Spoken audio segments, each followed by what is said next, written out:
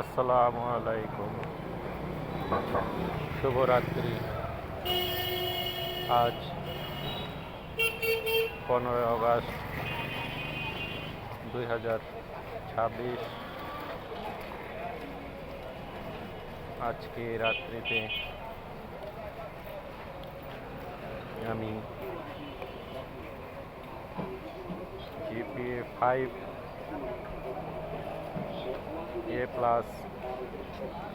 পাওয়া নিয়ে যে সোশ্যাল মিডিয়ায় তুলকালাম চলছে, বিভিন্ন প্রতিষ্ঠান যে গর্ব করে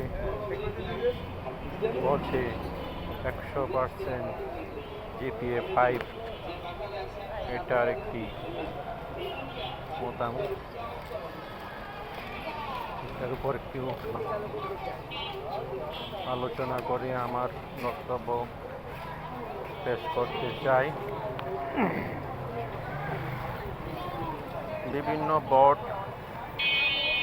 এই বিষয়ের উপর সঠিকভাবে কোনো সিদ্ধান্ত নিতে পারেনি। বোর্ডগুলোর উচিত এই জিপিএ 5 পাওয়ার যে রেজাল্ট পাওয়ার যে হিসাব, এই হিসাবটা কোনো শিক্ষা প্রতিষ্ঠানের ক্লাস 9-এর রেজিস্ট্রেশন থেকে নিয়ে আসতে হবে। কারণ অনেক শিক্ষা প্রতিষ্ঠান ছাত্রছাত্রীদের উপর দমন নিপীড়ন চালায় তাদের নিজের গুডউইলের জন্যে। তারা প্রচার করতে চায় তাদের শিক্ষা প্রতিষ্ঠান শতভাগ A+ প্রাপ্ত প্রতিষ্ঠান, এতে ভালো ভালো ছাত্রদের আকর্ষণ করার তারা এক প্রকার প্রচার চালায়। এখান থেকে মুক্তি পাওয়ার জন্যে যে শিক্ষা প্রতিষ্ঠানে ক্লাস 9-এ যেসব ছাত্রছাত্রী রেজিস্ট্রেশন করবে তাদের থেকে কতজন ছাত্রছাত্রী তারা 2 বছর পরিশ্রম করে তাদের ডেভেলপ করে পাস করাতে পারতেছে, সেটাকে কাউন্ট করে নিয়ে আসতে হবে। অর্থাৎ রেজিস্ট্রেশন থেকে কতজন জিপিএ 5 পেল, এই হিসাবটা এবার যদি কোনো প্রতিষ্ঠানে ক্লাস 9-এ 100 জন রেজিস্ট্রেশন করে, অর্থাৎ ক্লাস 10-এ যদি সেই 100 জন থেকে নেমে যায়, অর্থাৎ 80 জন হলো বা 90 জন হলো, এরপরে ক্লাস 10-এ টেস্ট, টেস্ট, বিভিন্ন ধরনের পরীক্ষার মাধ্যমে ছাঁটাই করা হয় ছাত্রছাত্রীদেরকে। এই ছাঁটাই হিসাবটাকেও নিয়ে আসতে হবে। অর্থাৎ টেস্ট বা টেস্টে দেখা গেলো যে আরও 100 জনের মধ্যে 20 জন মাইনাস হয়ে গেল, ফাইনালে তাদেরকে পরীক্ষা দেওয়া হলো না দুর্বলতার কারণে। দুর্বলতা বা যেসব ছাত্র দুর্বল, সেই দুর্বলতার পিছনে শিক্ষক, শিক্ষা প্রতিষ্ঠানও দায়ী থাকবে।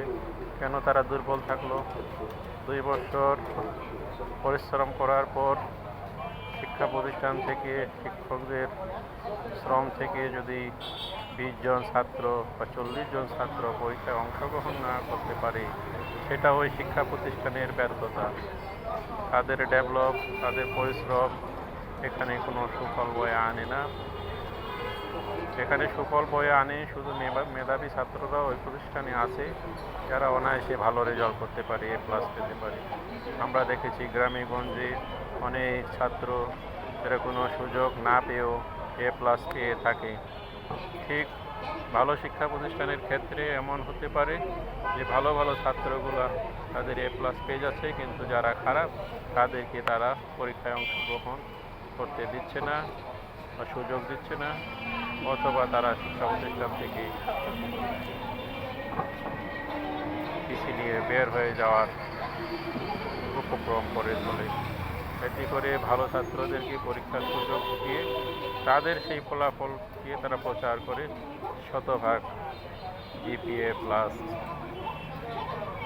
তাহলে আমাদের এটা থেকে মুক্তির জন্যে মাননীয় শিক্ষামন্ত্রী, শিক্ষা মন্ত্রণালয় এবং বিভিন্ন বোর্ডে যারা আছেন তাদের দৃষ্টি দেওয়া উচিত। এই ধরনের রেজাল্ট থেকে এই ধরনের পাশের হারকে অ্যাভয়েড করা, অর্থাৎ সকল শিক্ষা প্রতিষ্ঠানে নোটিশ জারি করে দেওয়া উচিত। যেসব শিক্ষা প্রতিষ্ঠানে ক্লাস 9-এ যেসব ছাত্র রেজিস্ট্রেশন করবে সেই ক্লাস 9-এর রেজিস্ট্রেশন থেকেই পাসের হার নির্ধারণ হবে।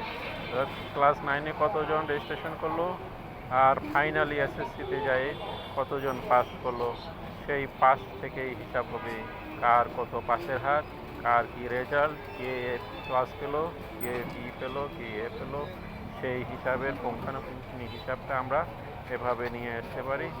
এতে করে দেখা যাবে যে শিক্ষা প্রতিষ্ঠানের রেজাল্ট শতভাগ পাস করা শিক্ষা প্রতিষ্ঠানের কী রেজাল্ট আসে, আমরা একটা বছর বা 2টা বছর পরীক্ষামূলক এই সিস্টেমটা করে দেখি, দেখা যাক কোন শিক্ষা প্রতিষ্ঠানে কতজন শতভাগ পাস করতে পারে এ প্লাস নিয়ে।